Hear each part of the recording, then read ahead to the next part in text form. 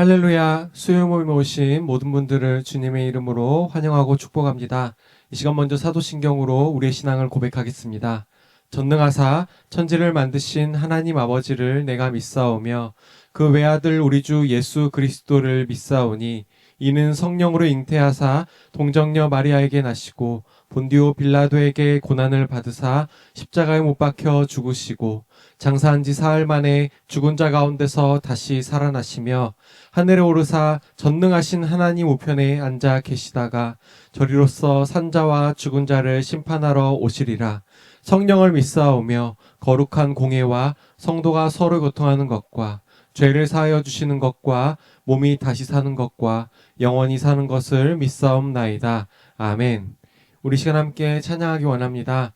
찬양하실 때 우리에게 부활의 소망이 되어주신 그 주님을 함께 찬양하겠습니다.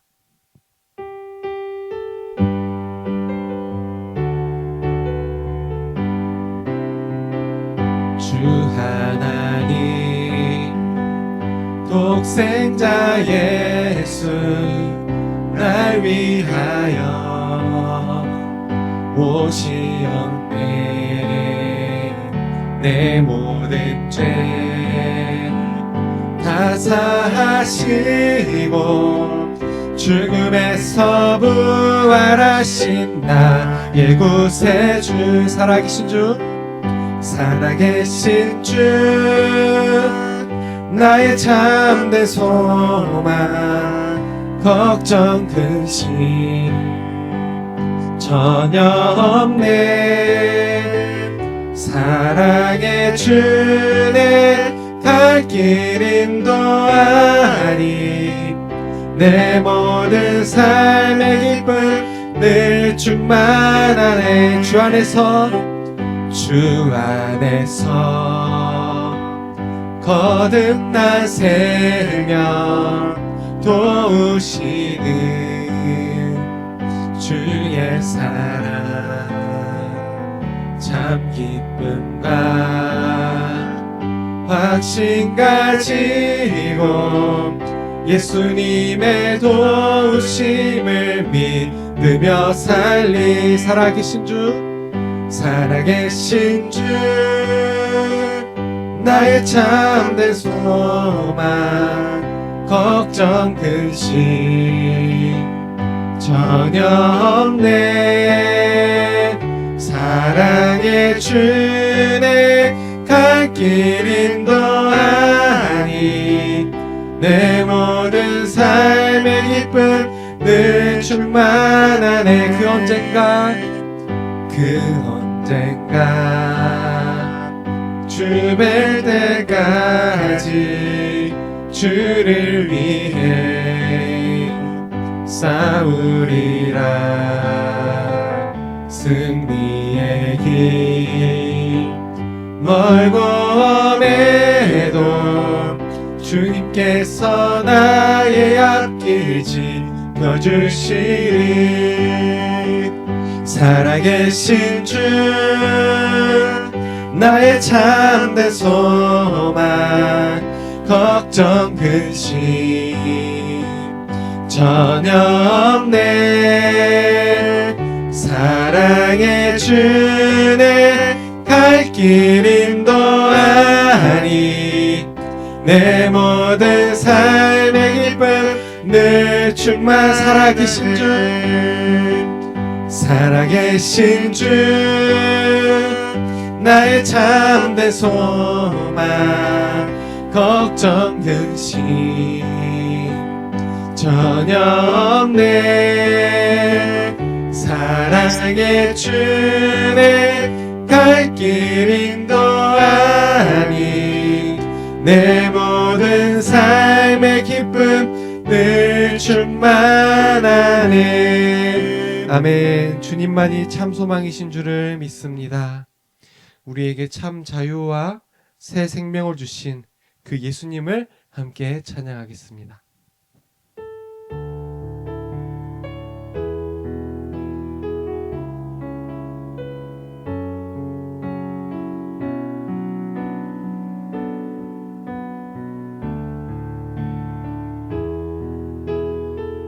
예수 우리들의 밝은 빛, 예수 우리들의 밝은 빛, 은혜와 긍휼을 베푸시는 주, 의의 길을 따라가는 주의 자녀들에게 항상 밝은 빛을 비추시네. 그는 구원의 주 하나님, 공의로 세상을 다스리시네. 주를 경외하는 자들에게 부어주시는 놀라운 주님의 영광.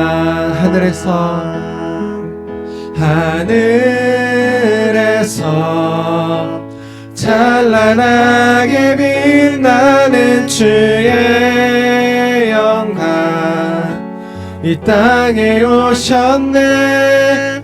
어둠을 밝히고 새 생명 주시네. 영원히 빛나는 나의 예수님, 높이 영광과 찬양 받으실 그 이름 경배합니다. 슬픔을 거두고 내게 자유 주시네. 기쁨의 노래를 영원한 나의 빛 예수 대구주 예수님, 내 구주 예수님, 주 같은 분 없네. 내 평생에 찬양하리 놀라운 주의 사랑을.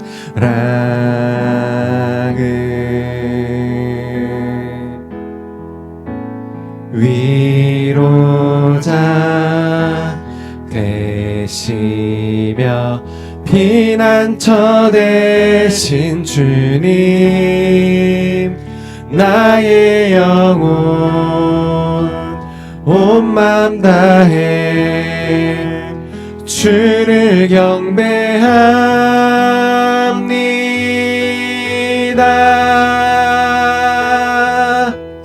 온 땅이여 주님께 외쳐라.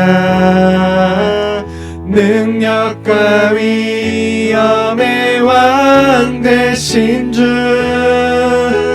산과 바다 소리쳐 주의 이름을 높이리. 주의 행한 일 기뻐 노래하며 영원히 주님을 찬양하리라.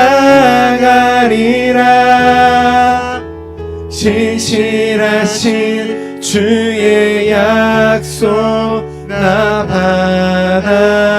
받았네. 이 시간 우리 함께 기도하기 원합니다.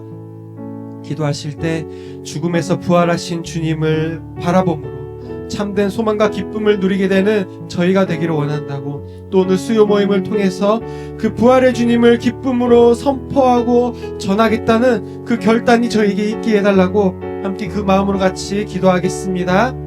하나님 아버지, 십자가에서 부활하신 그 주님으로 저희가 참된 소망과 기쁨을 가지고 누릴 수 있게 하여 주시옵소서.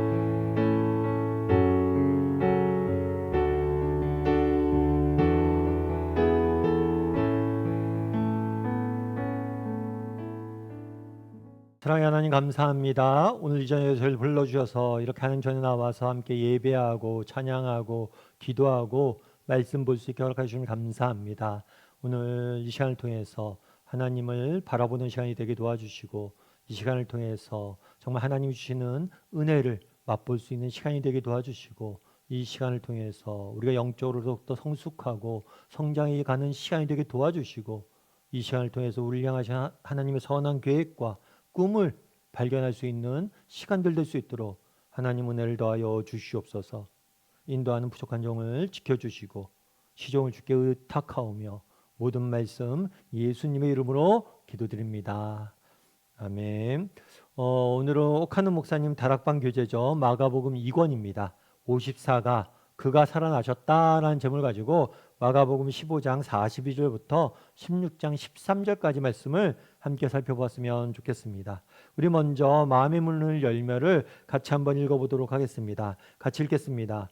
예수님이 십자가에 달리신 날은 유대인의 안식일 전날, 즉 오늘의 금요일이었다. 안식일까지 시체를 나무에 매달아 놓은 것은 그 나라의 관습이 아니었으므로 해가 지기 전에 장례를 하지 않을 수 없었다. 누가 예수님의 장례를 예배할 수 있는가?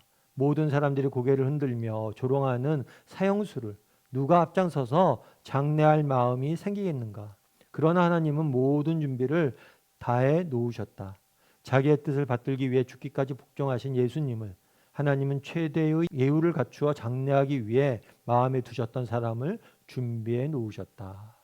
우리가 지난주에 뭘 배웠냐면 예수님께서 십자가에 처형당하시는 모습을 보게 됩니다. 그래서 예수님이 십자가 위에서 죽으셨어요. 그런 다음에 오늘은 뭘 배우게 되냐면 예수님께서 십자가에 죽으셨는데 이 십자가의 죽음으로 끝난 게 아니에요. 십자가의 죽음 이후에 예수님께서 부활과 또 제자들에게 소명을 주시는 그런 장면으로 이어져요. 그래서 십자가의 죽음이 끝이 아니라 부활이 기다리고 있었는데 이 부활, 예수님이 어떻게 장례되셨고 예수님은 어떻게 부활하셨는지 이 부분에 대해서 살펴보길 원합니다. 그래서 오늘은 이 부활에 대한 소망에 대해 좀 더 다루고 함께 확신하는 시간이 되었으면 좋겠습니다. 우리 1번 문제를 한번 같이 볼까요? 예수님이 운명하신 그날 아리마대 요셉은 무엇을 하였는가? 아리마대 요셉에 대해 아는 바가 있으면 말해봐라. 아리마대 사람 요셉이 와서 당돌이 빌라도에게 들어가 예수의 시체를 달라 하니 이 사람은 존경받는 공회원이요 하나님 나라를 기다리는 자다라고 되어 있어요. 아리마대 사람 요셉이라는 사람이 등장합니다. 이 아리마대라는 것은 지역 이름이에요. 예루살렘의 북석 쪽에 있는 작은 도시였어요. 그런데 이 사람의 아리마대 사람 요셉이라는 사람이 있었어요. 그런데 이 사람이 뭘 했냐면 빌라도에게 찾아갑니다. 언제 찾아가냐면 예수님이 죽은 다음에 빌라도에게 찾아가요. 그런 다음에 뭐라고 얘기하냐면 예수의 시체를 달라라고 얘기해요. 그 당시 십자가에서 죄인이 죽잖아요. 십자가에 죄인이 죽으면 이 십자가에 위해서 죽은 죄인은 그곳에 시신을 버려두든가 아니면 공동묘지에 두거나 공동묘지에 가서 이 시신을 처리하게 됩니다. 공동묘지도 특별한 게 아니에요. 시체들 쌓아둔 곳이에요. 그러니까 십자가 처형은 이게 반란한 사람을 십자가 처형하는 거잖아요. 그래서 이 반란을 했을 경우에는 그 장례도 치르지 못하게 한 거예요.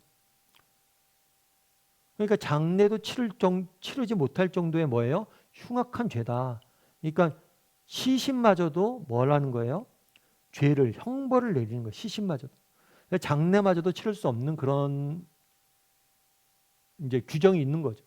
그런데 그런 상황에서 요셉이 가서 뭐라는 거예요? 예수님의 시신을 달라고 이야기한 거예요. 왜 달라고 그랬어요? 장례 치르기 위해서. 예수님을 위해서 장례 치르기 위해서 시신을 달라고 한 거죠. 그리고 여러분들이 우리가 지난주에 살펴봤지만 예수님이 십자가에 못 박힌 게 금요일 오전 9시에 그리고 오후 3시까지 십자가 위에 매달려 있다가 3시에 십자가 위에서 죽으셨습니다. 그런데 이 금요일이 언제 끝나요? 금요일날 오후 6시가 되면 안식일이 시작이 돼요. 그 당시 유대 사람들 어떻게 생각했냐면 우리는 하루의 시작을 해가 뜨면서 시작한다고 그러잖아요. 그런데 이 사람들은 해가 지면서 하루가 시작되는 거예요. 그러니까 금요일 밤에 해가 지잖아요. 그럼 하루가 시작돼요.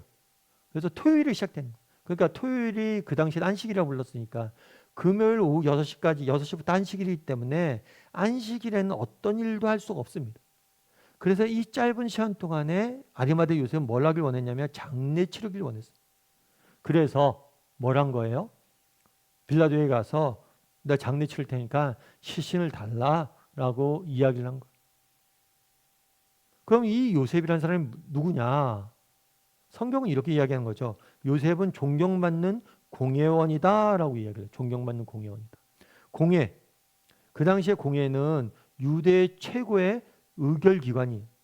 다르게 말하면 요즘쯤으로 이야기하면 대법원이에요. 대법원. 그래서 이 공회원은 71명으로 구성되어 있어요. 그래서 이 72명은 대제사장, 제사장, 서기관들, 뭐 이렇게 성경 율법학자들, 이렇게 그 당시 유대 사회에 종교 정치 지도자들이 다 모여서 회의를 하는 곳이 바로 공회예요. 그래서 공회에서 중요한 의결 사항들을, 중요한 정책 사안들, 종교적 사안들을 결정을 하는 거죠. 그런데 이 공회원 중에 한 명이에요. 그만큼 뭐가 있는 거예요? 명성이 있었던 거겠죠. 뿐만 아니라 하나님 나라를 기다리는 자다라고 이야기를 했어요. 다르게 말하면 이건 믿음이 있다는 거예요. 예수님이 있는 믿음의 사람이었어요. 다만 아마 그전에는 밝히지 않았던 것 같아요. 왜냐하면 공회원 중에 한 명이기 때문에 뭘 한 거예요? 자신이 예수를 믿는다고 밝히지 않았던 것 같아요. 다만 예수님이 죽게 되자 예수님의 장례를 위해서는 내가 신분을 밝혀서 장례를 치르길 원했던 거죠. 딴 성경에 그러면 요셉에 대해서 어떻게 소개하고 있을까요? 누가복음에 이렇게 돼 있어요. 공회의원으로 선하고 의로운 요셉이라는 사람이 있으니, 요셉에 대해서 동일하게 공회의원이라고 공회의원이라고 소개하죠. 특별히 선하고 의롭다라는 말을 덧붙여요. 아마 그만큼 사람들이 보기에 존경받을 만한 그런 사람이었던 것 같아요. 그리고 또 가로 열고 이렇게 됐어요. 그들의 결의와 행사에 찬성하지 아니한 자라. 무슨 얘기냐면 공회에서 예수님을 십자가에 못 박기로, 신성모독으로 십자가에 못 박기로, 사형하기로, 죽이기로 결정을 했죠. 그런데 그때 뭐 했던 거예요? 반대했던 사람. 이 결정이 잘못됐다라고 생각했던 사람. 그래서 여기서도 동일하게 뭐라고 돼 있어요? 하나님 나라를 기다리는 사람이다. 그 다음에 유대인 동네 아리마대라고 해서, 아리마대가 유대인들이 주로 모여 살았던 동네 지역이었음을 알 수가 있죠. 요한복음에서는 또 어떻게 돼 있어요? 아리마대 사람 요셉은 예수의 제자이나 예수의 제자라고 분명히 명시해 둡니다. 요한복음에서. 그래서 분명히 이 사람은 예수님을 믿었던 사람인 것 같아요. 그런데 유대인들이, 유대 당시의 지도자들, 종교 지도자들이 두려워 그것도 숨기고 있었대요. 그런데 이 일을 있기엔 예수님이 십자가에 죽으신 다음에 빌라도에게 시체를 달라고 요구했던 인물이다라고 소개하고 있어요. 마태복음에서는 또 어떻게 되어 있어요? 아리마대 부자 요셉이라는 사람이 있으니 부자라고 소개하고 있어요. 아마 공회원이었기 때문에 뭐 이렇게 존경을 받고 이렇게 인정을 받았던 사람이었던 것 같아요. 뿐만 아니라 굉장히 많은 부도 가지고 있었던 것 같아요. 그래서 이런 사람이 바로 요셉이에요. 그런데 요셉이 지금 시신을 달라고 그러죠. 장례를 치르기 위해서. 그런데 이것이 굉장히 위험한 일입니다. 우리 2번 문제 보죠. 아르마대 요셉이 취한 행동을 마가복음에서는 당돌하다라고 표현합니다. 이 당돌하다라는 표현은 뭐냐면 겁 없이 처신했다는 의미예요. 그러면 이것을 무엇을 보고 그렇게 할 수 있느냐? 겁 없이 처신하다, 당돌하다는 것.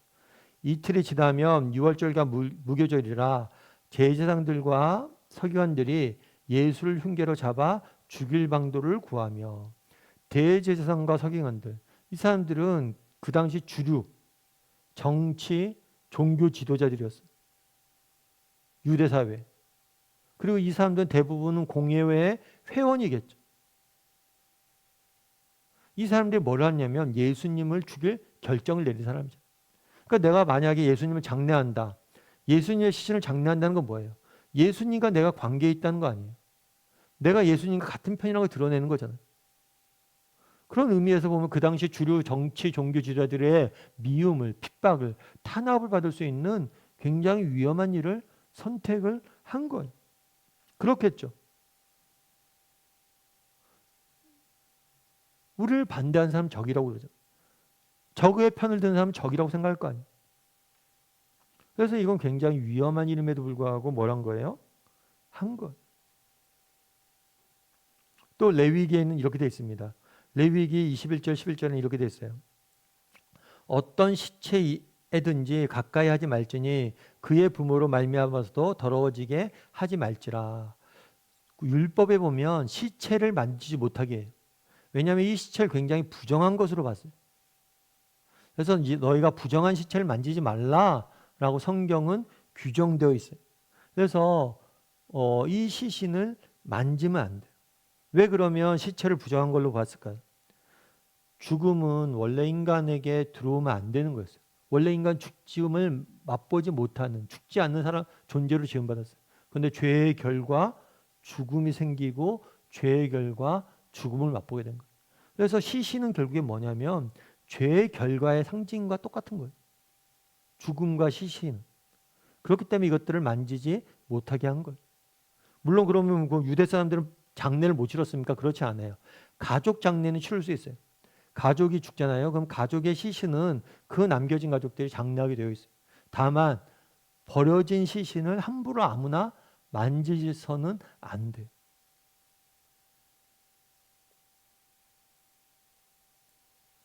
요한복음에서 어떻게 되냐면 그 부모가 이렇게 말한 것은 이미 유대인들이 누구든지 예수를 그의 그리스도로 시인하는 자는 출교하기로 결의했다. 유대인들이라는 표현 유대의 종교 지도자들 의미하는 거예요.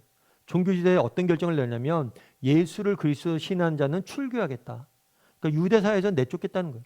공동체에서 내쫓겠다는 거예요. 그래서 사실 이거는 굉장히 큰 적입니다. 굉장히 큰 형벌이에요. 그러니까 우리의 공동체의 일원을 인정하지 않겠다는 거예요. 그 당시에는 공동체 중심의 사고이기 때문에 우리도 가끔 그런 거 있잖아요. 막 아들이 말 안 듣고 막 애가 말썽 피우고 뭐라 그래요? 너 호적에서 판다? 이렇게 이야기하죠. 내 가족을 인정하지 않겠다. 호적에서 파봐요. 그럼 얼마나 그만큼 비참한 게 어디 있어요? 그만큼 굉장히 심각하게 되어 있다는 거예요. 다르게 말하면 율법이 정리하면 이런 거예요. 율법에서 다른 사람의 시체를 함부로 만지지 못하게 돼 있어요. 그런데 아리마대 요셉은 시체를 달라고 그래요. 율법을 어기는 거죠. 게다가 종교 지도자들. 야, 예수님을 죽이기로 한 게 누구예요? 종교 지도자들이. 뿐만 아니라 예수를 그리스도 시인하면 예수의 제자다? 그럼 너 출교야? 인정하지 않아? 그럼에도 불구하고 이걸 한 거예요. 다르게 말하면 아르마데 요셉은 그동안 자기가 쌓아놓은 명성, 부 이런 걸 다 잃을 수 있는 위험한 일을 한 거예요. 유대 사회에서. 뿐만 아니죠. 빌라도. 예수님께서 로마에 의해서 십자가에 죽으신 이유는 뭐예요? 반란죄잖아요. 그리고 이 반란죄를 저지른 사람들은 시체를 장례하지 못하게 돼 있어요. 만약에 이 시체를 가져간다 그러면 똑같이 반란 가담자잖아요. 너무나 위험한 상황이에요. 그럼에도 불구하고 아르마데 요셉은 뭐예요? 용기를 내서 장례를 치른 거죠. 결국에 하나님께서는 요셉을 예배해 두신 거예요. 이때까지 그의 믿음을 숨겨놓은 것도 이때를 위해서 예배해 두신 거겠죠. 그래서 예배해 두신 거죠. 3번 문제 같이 한번 볼까요? 예수님의 장례가 어떻게 치렀는지를 답해보라. 46절에서는 이렇게 됐어요. 요셉이 세마포를 사서 예수를 내려다가 그곳으로 싸서라고 되어 있어요. 세마포는 뭐냐면 굉장히 고급 천이에요. 이 고급 천이고 그 당시에는 이 세마포로 시체를 미이라처럼 둘둘둘둘 이렇게 말입니다. 그러니까 세마포 예수님을 장례를 치러야 되잖아요. 근데 시간이 얼마 없어요. 빠르게 장례용품 가게 가서 세마포를 사다가 예수님을 뭐예요? 내린 거예요. 자기가 직접 손으로. 시신을 만지면 안 되는데 시신을 만진 거죠. 그리고 그것들을 예수님을 이 세마포로 다 쌌어요. 싼 다음에 바위 속에 판 무덤. 그러니까 동굴에 예수님을 묻은 게 아니에요. 의도적으로 만들어진 인공 무덤에 심겨진 거고 그 당시 돌무덤은 굉장히 부자들만 묻히는 그런 왜냐하면 인건비를 써서 다 만든 거니까 부자들만 쓰는 그런 무덤이에요. 부자의 묘실이었어요. 그래서 무덤에 두고 뭘 했다고 그랬어요? 돌을 굴려 무덤 문에 놓아두었다라고 되어 있습니다.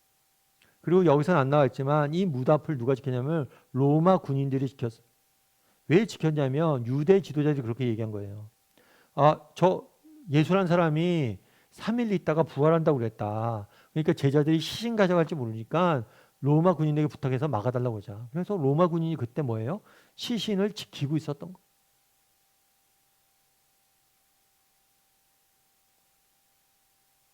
그런데 재미있는 것은 이 장래에 대해서 이미 수백 년 전에 예언을 해뒀다는 거예요. 이사야서 53장은 고난받는 종에 대한 예언서예요. 그래서 예수님이 어떻게 고난을 받아 십자가에 죽으실지를 예언해뒀는데 이렇게 돼 있어요. 그의 무덤이 악인들과 함께 있었으며 그는 죽은 후에 부자와 함께 있었도다. 이게 무슨 얘기냐면 예수님 십자가에 죽을 때 누구 강도들 사이에 매달렸잖아요. 악인들과 함께 매달려 죽었어요. 죄인 취급을 당했어요. 그런데 죽은 후에는 부자와 함께 있었다. 부자의 묘실. 그러니까 아름마대 요셉이 자기가 이제 이 무덤이 뭐냐면 아름마대 요셉이 자신의 무덤으로서 만들어 놓은 거예요. 우리도 그런 경우 많잖아요. 우리도 고향이나 이런 데 선상 같은 데 가면 내 자리 누구 자리 다 있잖아요. 그렇게 만들어 놓은 거예요. 거기다가 예수님을 묻힌 거예요. 그러니까 부자의 묘실에 예수님께서 뭘 한 거예요? 묻히시게 된 거죠. 이것들을 다 예언을 해둔 거예요. 그렇게 해서 이렇게 예수님을 통해서 아르마대 요셉을 통해서 예수님의 시신의 장례가 이루어집니다. 그런데 이 장례는 그냥 우연치 않게 이렇게 된 게 아니에요.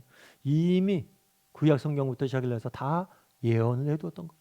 이렇게 장례될 것이다. 그리고 이 장례되는 게 굉장히 중요합니다. 예를 들면 그런 거예요. 아까 얘기했던 것처럼 십자가에 의해서 지금 뭐예요? 죽은 시신은 버려지잖아요. 버려지니까 나중에 부활을 예수님이 했어요. 그럼 이것에 대해서 거짓말이라고 야 니네 부활했는지 안 했는지 의 거짓말이라고 주장할 수 있어요. 그런데 부활을 거짓말이라고 주장할 수 없는 근본적인 이유 중에 하나가 뭐냐면 증거 중에 하나가 뭐냐면 빈 무덤. 오늘 보세요. 바위 속에 무덤을 넣어두었어요. 그런데 이 바위 속에 바위 속에 있는 무덤에 넣어두었어요. 그리고 돌로 막아두고 로마군이 지키고 있었어요. 그런데 시신이 사라진 거예요. 시신이 없어졌어요. 만약에 예수님이 정말 부활하신 게 거짓이라면 로마 사람들이 지키고 있었잖아요. 야, 여기 시신인데 무슨 헛소리야. 예수님이 죽은 다음에 부활하셨다는 소식이 뭐 몇 년 후에 있었던 게 아니에요. 바로 일어났어요. 바로 시신을 보여주면 돼요. 그런데 문제는 뭐예요? 무덤에 비었어요. 시신이 없다는. 아까 그리고 세마포를 쌌다고 그랬잖아요. 세마포를 둘둘둘 말아 쌌어요. 근데 예수님이 나중에 무덤을 찾아간 여인들이 딱 보니까 이 둘둘둘 말았던 세마포는 그대로 있어요. 이게 푸른 흔적이 아니라 이 싼 흔적 그대로 싹 마치 뭐가 빠져나간 것처럼 그대로 누여져 있었던 거예요. 세마포. 쌌던 그 모습 그대로. 그래서 이날에 요셉이 세마포로 싸서 자신의 돌무대에 묻은 게 우연치 않게 이렇게 묻은 것 같지만 이것은 구약시대에 이미 예언되었던 일뿐만 아니라 추후에 부활의 굉장히 결정적인 증거가 되는 거예요. 놀라운 하나님의 계획하심 속에서 일들이 이루어진 거죠. 그럼 장례가 끝나고 어떤 일이 있었을까요? 4번 문제 이렇게 돼 있어요. 안식일 후 첫날 이른 아침에 무덤을 찾아간 여인들이 있었다. 그들은 누구인가? 그리고 이들이 무덤을 찾아간 목적은 어디에 있는가? 라고 돼 있어요. 안식일이 지남에 유대사에서는 안식일은 뭘 하면 안 되냐면 일을 하면 전혀 안 돼요. 어떤 것도 일을 하면 안 돼요. 그래서 안식일은 무조건 쉬어야 돼요. 그래서 안식일이 지날 때까지 기다렸던 거예요. 안식일이 지나고 나서 그럼 누가 왔냐? 막달라 마리아, 야고보의 어머니 마리아, 또 살로메가 찾아왔어요. 그래서 이 사람들이 그럼 왜 왔느냐? 가서 예수께 바르기 위한 향품을 사다 두었다가 라고 되어 있어요. 향품을 사두었대. 향품은 뭐냐면 그 당시 유대 사람들은 사람이 죽으면 그것들을 향유로 깨끗이 닦습니다. 그리고 세마포를 쏴요. 그런데 아까도 봤지만 아레마대 요셉은 향유를 발랐어요? 못 발랐어요? 못 발랐어요. 그냥 바로 세마포를 쐈어요. 그러다 보니까 이들이 가서 예수님의 시신에 향유를 바르기 위해서 아침 일찍 뭐예요? 무덤으로 찾아간 거예요. 그런데 이 무덤으로 갈 때 그들이 서로 나눈 대화가 있어요. 어떤 대화가 있어요? 누가 우리를 위하여 무덤 문에서 돌을 굴려 주리요 하더니 라고 이야기했어요. 지금 여자들만 가고 있잖아요. 그런데 이 돌이 굉장히 크고 무거워요. 그래서 남자들이 몇 명이 붙어서 같이 굴려야지만 굴릴 수 있는 거예요. 그런데 그러니까 남자 제자들 다 도망간 거예요. 그래서 여자 몇 명이 갔는데 누가 돌을 굴려줄까 걱정을 하면서 우리가 가긴 가는데 예수님 장례 위에서 우리가 향료를 바르러 가긴 가는데 근데 돌로 막혀 있는데 이거 어떡하지? 누가 이 돌을 옮겨주지? 라고 궁금해하면서 갔어요. 그런데 갔더니만 뭐예요? 벌써 돌이 굴러져 있었던 거예요. 돌이 이미 굴러져 있었던 거죠. 마태복음에 이렇게 됐죠. 이 여자가 내 몸에 이 향유를 부은 것은 내 장례를 위함이라. 그 당시 장례 풍습에 대해서 알 수 있는 구절이에요. 5부분이 이렇게 돼 있어요. 여인들은 무슨 메시지를 들었는가? 그때 여인들은 어떤 반응을 보였는가? 무덤이 갔는데 무덤이 돌이 굴려져 있었어요. 그리고 무덤 안으로 돌이 굴려져 있으니까 무덤 안으로 들어간 거예요. 들어갔더니 흰 옷 입은 한 청년이 있었어요. 이 청년은 천사예요, 천사. 천사가 앉아 있었던 거예요. 그 천사를 보고 뭐예요? 깜짝 놀란 거죠. 그렇겠죠. 여러분 생각해 보세요. 무덤이란 곳이 그렇잖아요. 이 돌을 깎아서 이렇게 만들어서 동굴처럼 만들어 놓고 돌로 막아놨는데 돌이 굴려져 있어요. 그런데 무덤을 싹 들어가면 여러분 무덤 안에 뭐가 있어야 돼요? 무덤 안에는 시신만 있어야죠. 근데 무덤 안에 갔는데 한 청년이 있는 거예요. 그러니까 놀랄 수밖에 없죠. 그런데 이 청년이 뭐라고 얘기하냐면 놀라지 말라. 너희가 십자가에 못 박으신 나사렛 예수를 찾는구나. 그가 살아나셨고 부활하셨다라는 소식을 부활의 소식을 전해줍니다. 이 천사가.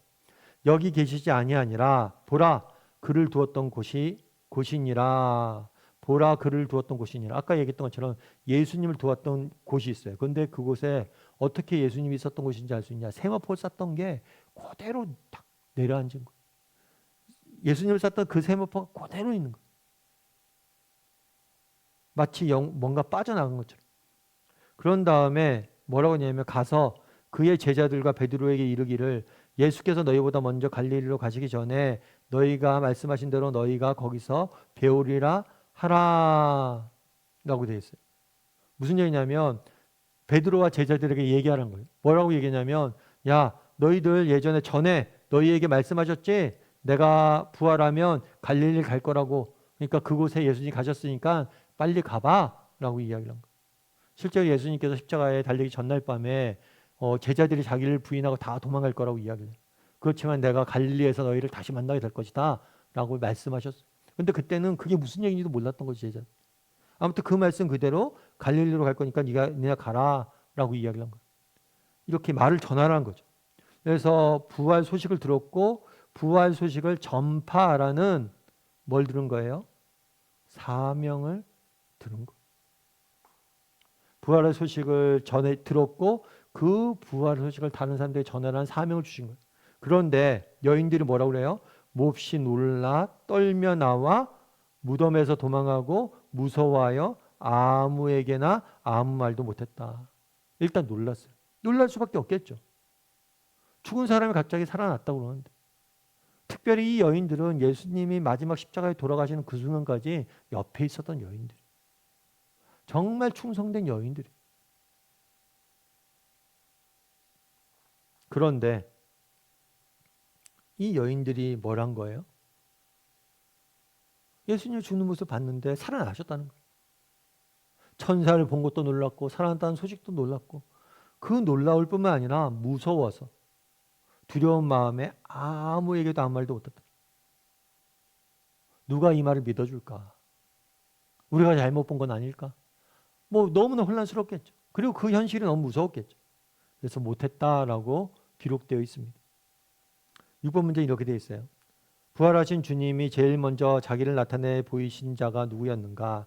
그리고 주님을 만나자마자 그가 제일 먼저 한 일은 무엇이었는가라고 되어 있죠.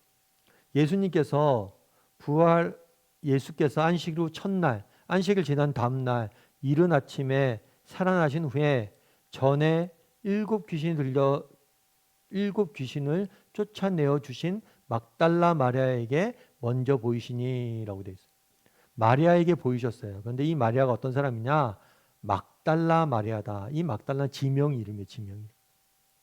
아까 막달라라는 곳에 사는 마리아라는 사람이 그때 이름이 되게 많아요. 아까도 야고보의 어머니도 마리아잖아요.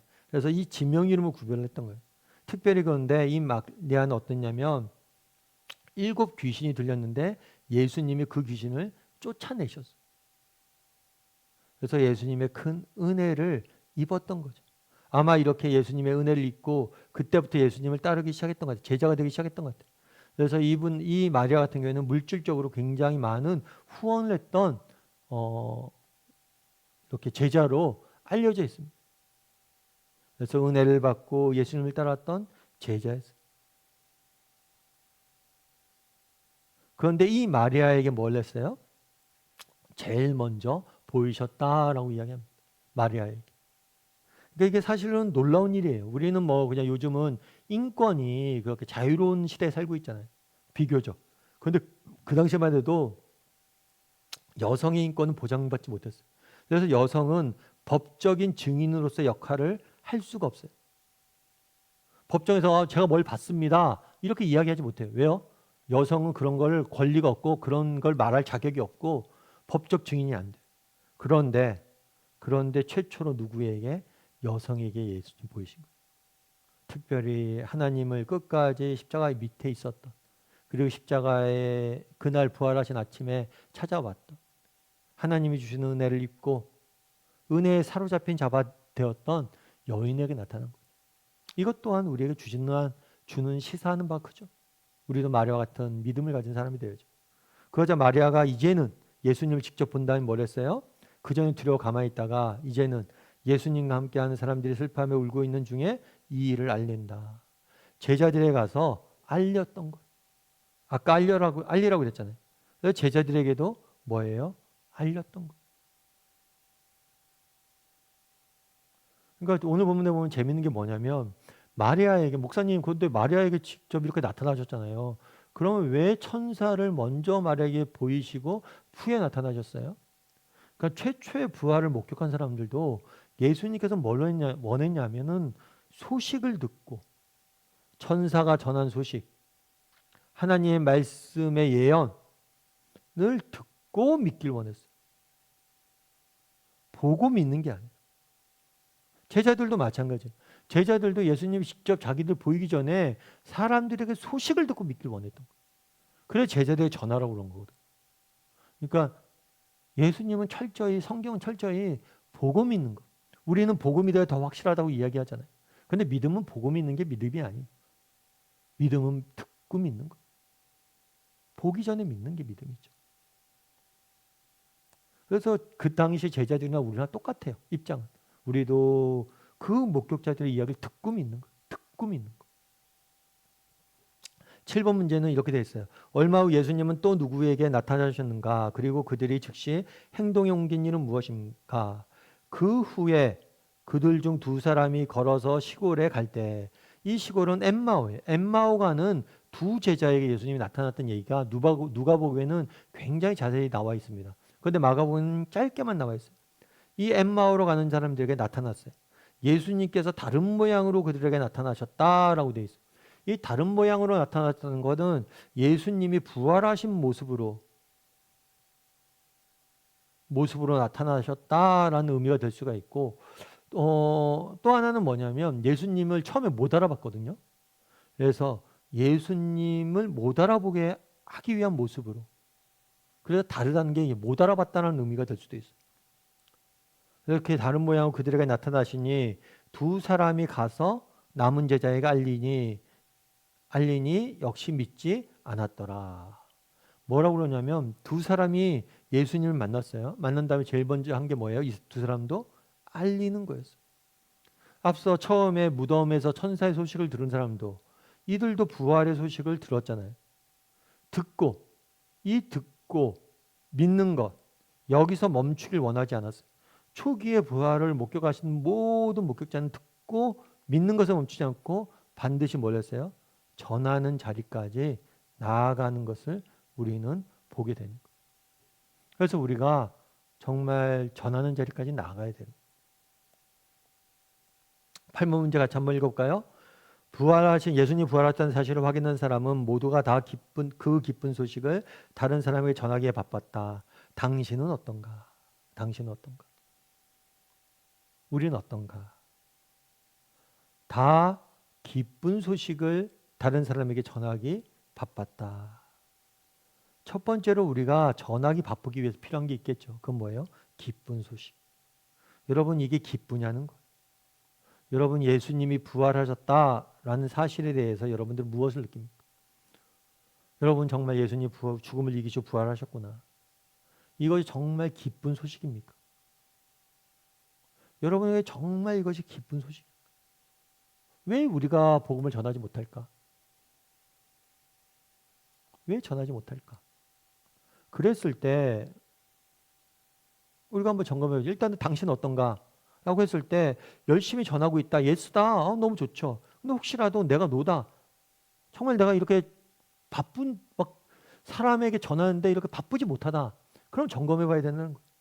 이건 왜 점검하지 못하냐? 기쁜 소식이잖아요. 내가 안 기쁜 건 아닐까? 예를 들면 그런 거죠. 제가 아는 친구 목사도 있는데 이 친구 목사 같이 저랑 훈련하다 같이 근무할 때 보면 점심시간에 제가 점심시간 되면 그 친구 때문에 편한 점이 있어요. 왜 편하냐면 그 친구는 정말 음식을 좋아해요. 먹는 걸 좋아해요.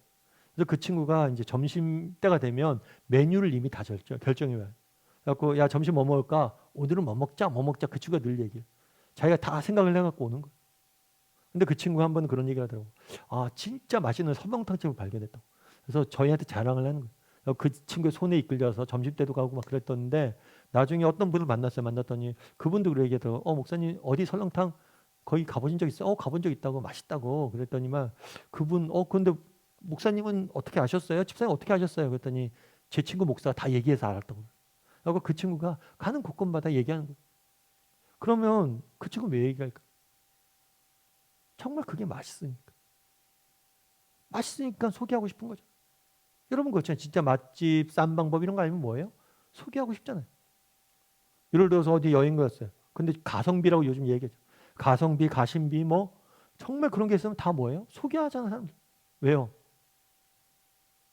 정말 좋다고 느끼면 소개하게 돼 있어요. 왜 우리가 소개하지 못하냐? 이 기쁨이 우리에게 사라진 것 아닌가 점검해 봐야 돼요. 물론 우리도 그럴 수도 있어요. 뭐냐면 아까 처음에 막달라 마리아 기쁨이 부족해서 그럴 수도 있고 막달라 마리아가 처음에는 두려움에 빠져 있었어요.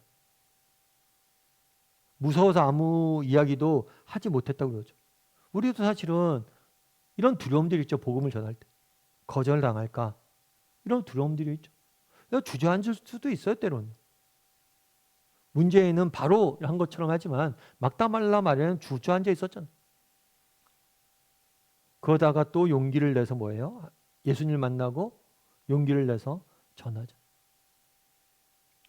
이게 기쁨가? 또 한 가지는 확신의 문제겠죠. 내가 분명히 믿고 있는가? 예수님 부활하셨다는 사실. 처음에 막달라 마리아 제자들도 처음 본 사람들, 천사에게 소식을 듣는 사람도 이게 내가 꿈꾼 건지 진짜 무엇인지 모르니까 확신을 가진 다음에 분명히 예수님을 만나 확신을 가진 다음에 전하자. 그리고 또 한 가지는 아까 얘기했던 것처럼 용기가 필요해요. 용기를 갖고 도전할 필요가 있어요.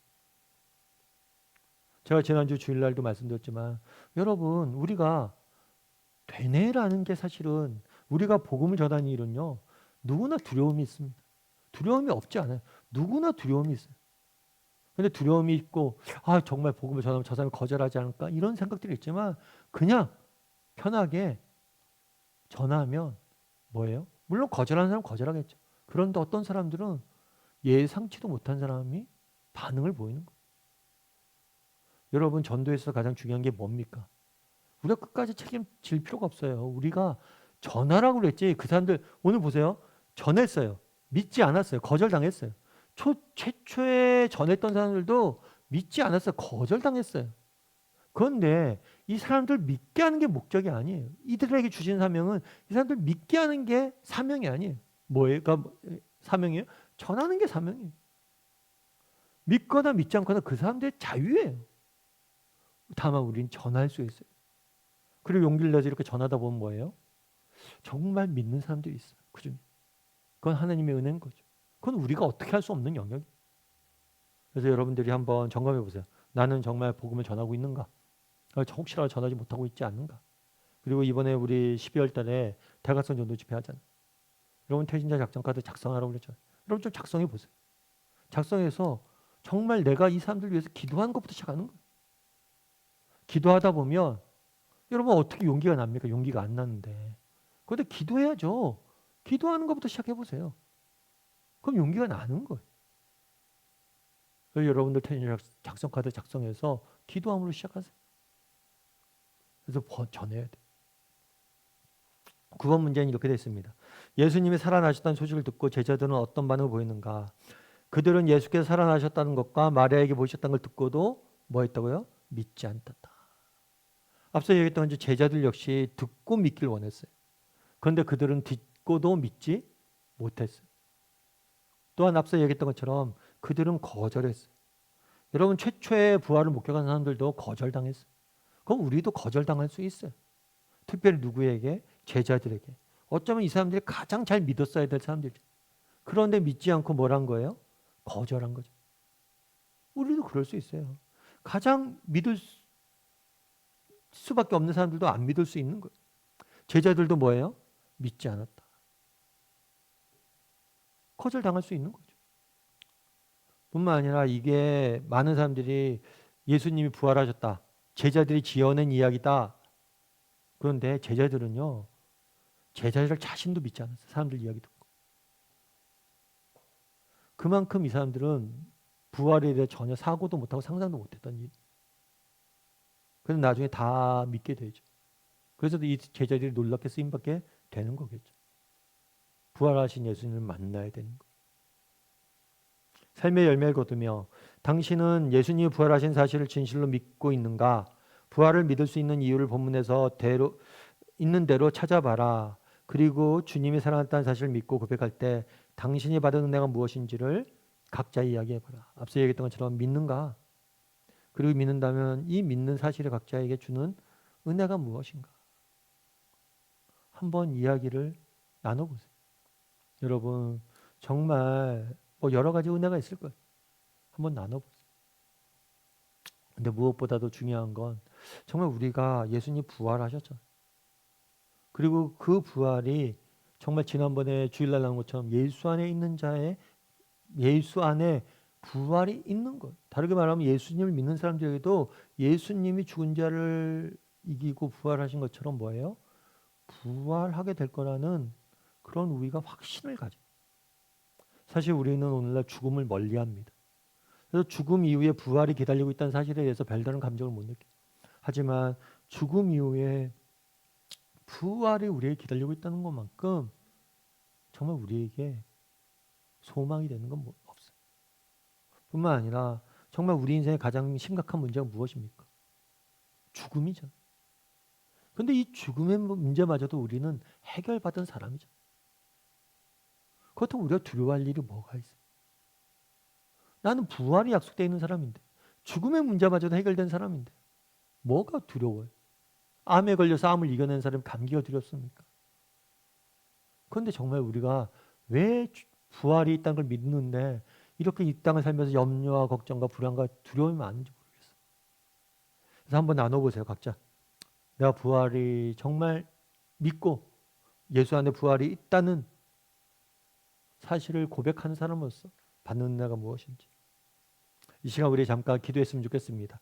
함께 기도하실 때 무엇보다도 정말 그날에 예수님 부활하셨습니다. 그 부활의 그 기쁜 소식을 내가 확신하게 해달라고 기도했으면 좋겠습니다.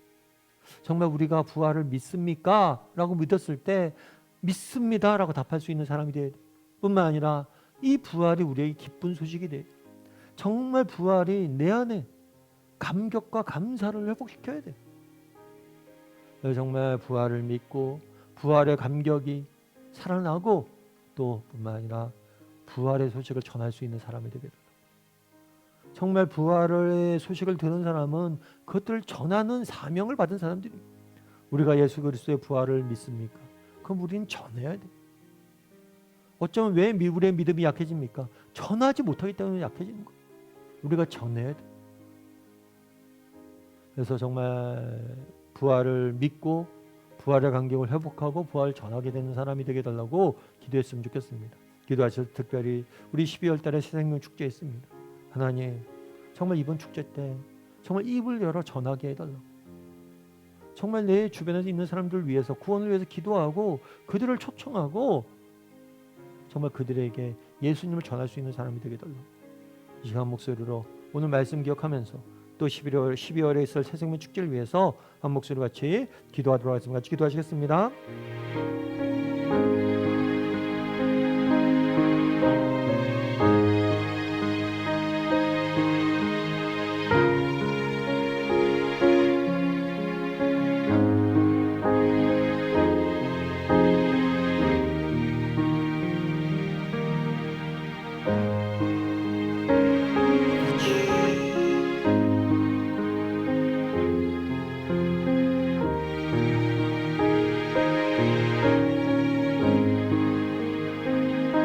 사랑의 하나님, 그날에 예수 그리스도께서 십자가에 죽으신 이후에 부활하셨다라고 이야기합니다.